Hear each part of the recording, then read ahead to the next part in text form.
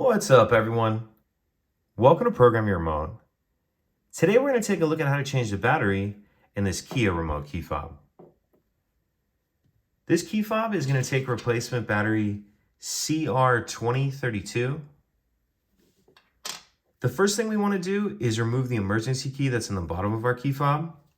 That's done by pressing this button here, and then the key will slide out like that. Now, if we hold our fob with the buttons facing down and we take a look at the bottom, we see this notch right here. I'm going to show you how to open this with the emergency key, as that's how it was designed by Kia.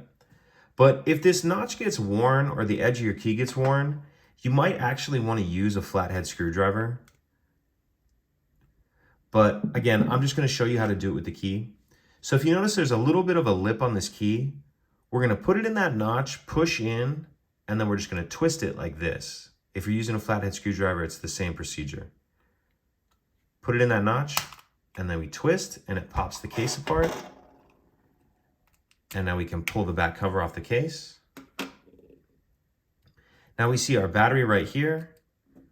Go ahead and push it out of that battery holder.